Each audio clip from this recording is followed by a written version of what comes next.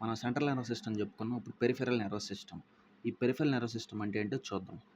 It is the network of nerves that extended from the CNS brain.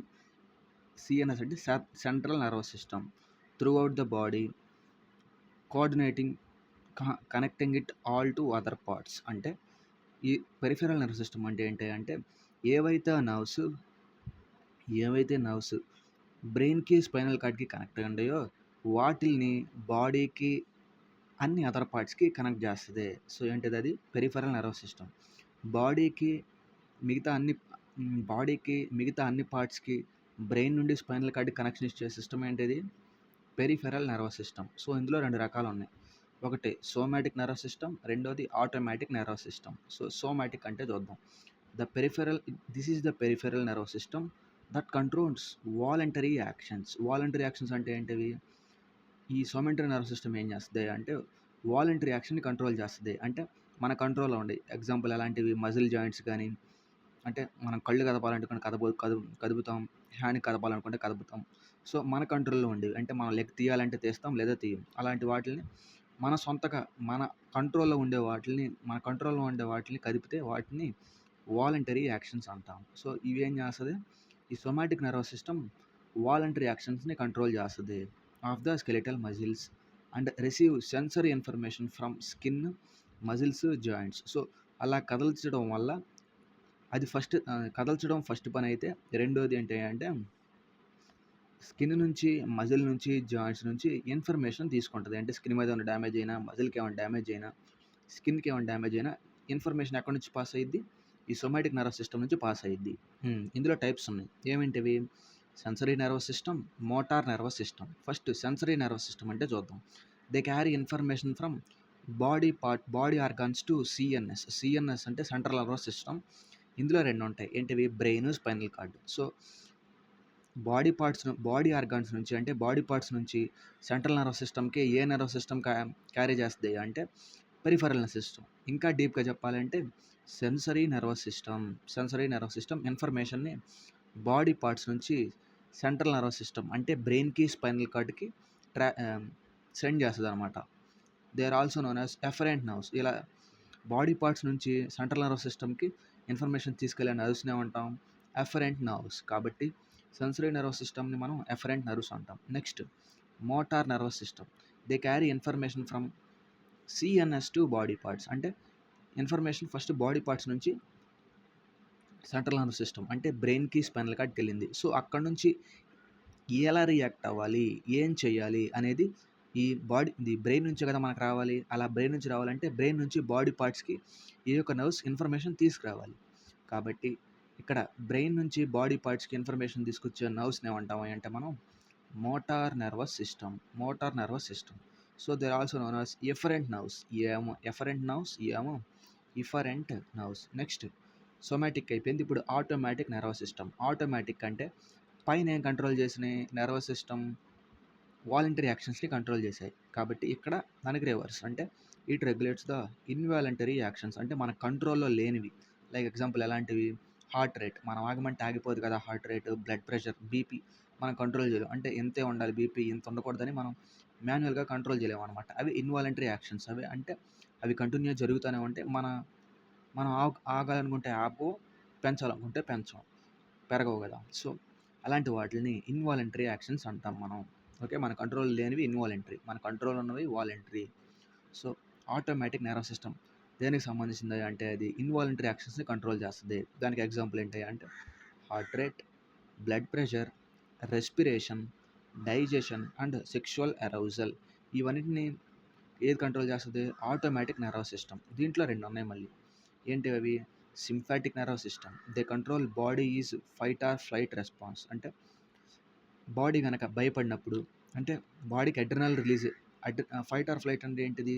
ఇంకా మనకు deciding అనమాట, చస్తే చావాలి లేదా ఫైట్ చేయాలి. అలాంటప్పుడు ఏ నర్వస్ సిస్టమ్ పనిచేస్తుంది? సింపాథిక్. మనకి ఇక్కడ ఒక హార్మోన్ కూడా ఉంటుంది. ఏంటిది అది? ఫైట్ ఆర్ ఫ్లైట్ హార్మోన్ అని దేన్ని అంటాం? అడ్రినలిన్ ఎక్కడ ఉంటుంది? కిడ్నీస్ పైన ఉంటుంది. సో అది సింపాథిక్ నర్వస్ సిస్టమ్ గురించి. Next parasympathetic nervous system. They controls the body's rest and digest. అంటే మనం ఇక్కడ నుంచి ఇప్పుడు సపోజ్ మన ఎదురు ఏమన్నా చూడకూడని వస్తువు లైక్ పెద్ద స్నేక్ ఉందనుకో, మన బాడీ ఏమైద్ది అప్పుడు? కుదిరితే ఫైట్ చేస్తాం, లేదా పారిపోతాం అక్కడి నుంచి. ఇలా ఈ 2 చేయడానికి సింపాథెటిక్ నర్వస్ సిస్టమ్ ఉపయోగపడితే, పారిపోయిన తర్వాత మనకు బాగా అలుపొస్తది. లేదా ఫైట్ చేసిన తర్వాత మన బాడీ అలిసిపోద్ది. అలాంటప్పుడు బాడీకి రెస్ట్ కావాలి. అలా రెస్ట్‌ని కంట్రోల్ చేసేది, లేదా మనం తిన్న ఆహారాన్ని డైజెస్ట్ చేసేది ఏంటిది?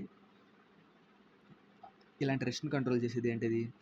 లేదా ఆహారాన్ని డైజెస్ట్ చేయడం గానీ, సో ఇలాంటి పనులు చేసేది ఏంటిది? పారాసింపాథిక్ నర్వస్ సిస్టమ్. నెక్స్ట్ ఇప్పుడు ఈ పాత్‌వే ఇంపార్టెంట్. అంటే మనం ఒక చర్య జరిగినప్పుడు అది ఎలా ట్రావెల్ అయ్యిద్ది అంటే ఫస్ట్ మనం ఒక గిన్నెని ముట్టుకున్నాం అనుకో, ఒక హీట్‌గా ఉన్న గిన్నెని మనం ముట్టుకున్నాం. అది రిసెప్టర్స్ అంటే మన చేతిలో ఉన్నాయి. ఇప్పుడు మన స్కిన్ ఈజ్ ఎ రిసెప్టర్. ఎందుకు? దాన్ని ముట్టుకుంటున్నాం. స్కిన్ అనేది రిసెప్టర్, ఇన్ఫర్మేషన్ తీసుకెళ్ళగలుగుతుంది. సో రిసెప్టర్ ద్వారా దాని తర్వాత అది సెన్సరీ న్యూరాన్‌కి చెప్పుద్ది. అంటే మన బాడీలో న్యూరాన్ సెల్స్ ఉంటాయి కంటే నరాలు హీట్ టచ్ అవ్వంగాల్నే రిసెప్టర్స్ ద్వారా సెన్సరీ న్యూరాన్‌కి టచ్ అయ్యి అది స్పైనల్ కార్డ్‌కి ఎళ్తది. ఇది యాక్షను. మరి ఇక్కడ నుంచి మోటార్ నర్వ్స్ ఇక్కడ నుంచి స్పైనల్ కార్డ్ ఏం చెప్పుద్ది? స్పైనల్ కార్డ్ నుంచి బాడీ పార్ట్స్‌కి రావాలి. అప్పుడు ఏ నర్వ్ మనకు పనికొచ్చేది? Motor nerves.